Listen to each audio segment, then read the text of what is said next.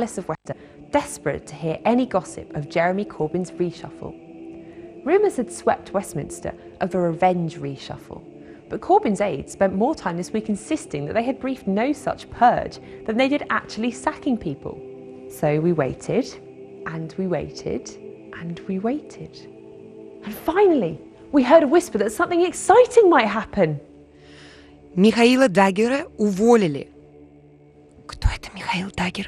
I decided to speak out a number of days ago because what we've seen in recent weeks is a period over very many weeks, a number of very good, hard-working, loyal members of the Shadow Cabinet being systematically trashed in terms of their reputations in the newspapers by people in the employment of Jeremy Corbyn. Vive la Révolution! Next up for the guillotine was Pat McFadden, who said he'd been sacked for saying that terrorists were responsible for their own actions. The Labour frontbencher had asked David Cameron a question in the Commons about the Paris attacks that, though entirely reasonable, was clearly designed to undermine his own leader. And then the resignations came thick and fast. I've just written to Jeremy Corbyn to resign from the front bench. I think that things that are being said, that are being briefed out, that I've seen being briefed out this morning, are simply not true. Undoubtedly they'll do it about other individuals, undoubtedly they'll do it about me. This was hardly the Stalinist purge that many had talked up.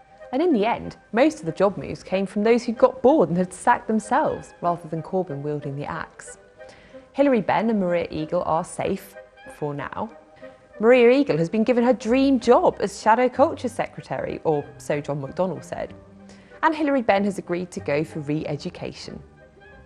I haven't been muzzled. I'm going to be carrying on doing my job exactly as before, which is speaking for Labour on foreign policy, supporting Jeremy Corbyn and campaigning really hard to get Labour elected at the next general election. Perhaps Corbyn's most significant appointment was that of Emily I Love White Vans Thornbury to the Shadow Defence Brief.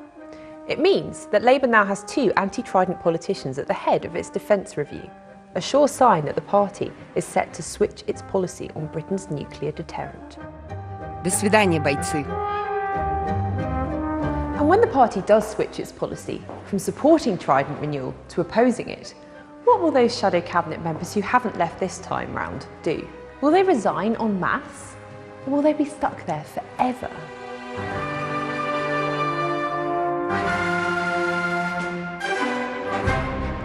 Corbyn isn't the only general who's been having trouble with his troops this week. Just ask him. No, mad. This week, David Cameron caved in and announced that his ministers could take whatever side they wanted to in the European Union referendum. It's a sign that the Prime Minister cannot unite his party on the matter of Europe, and he certainly doesn't come out of it looking stronger. There will be a clear government position, but it will be open to individual ministers to take a different personal position while remaining part of the government.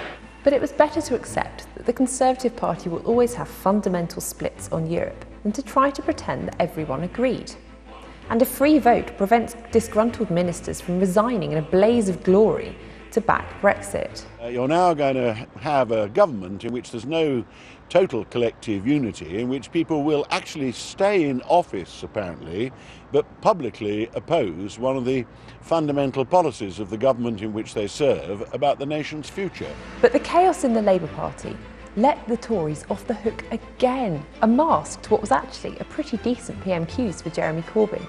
Can the Prime Minister now tell us, is he going to reverse the cuts in the defence that have taken place to make sure that those cities and areas are protected for the next round of floods, which will no doubt come? Камерон не мог устоять.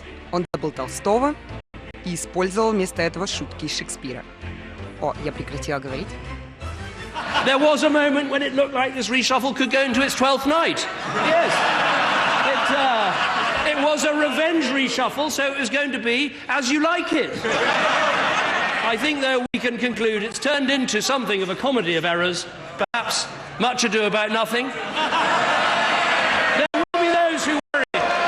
Love's Labour's lost.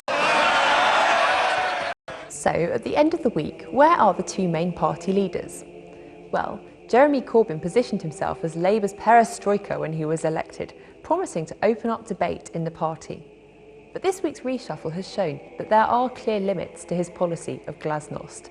As for Tsar Cameron, well, there are rumblings of revolution. but he's managing to keep things in check, for now.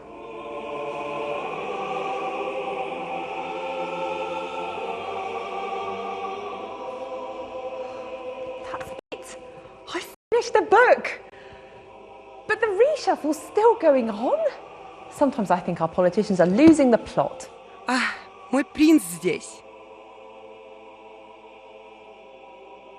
Oh, Я думаю, что я просто останусь дома и посмотрю телевизор. And Isabel Hardman joins us now, fluent in Russian and will now see English as well.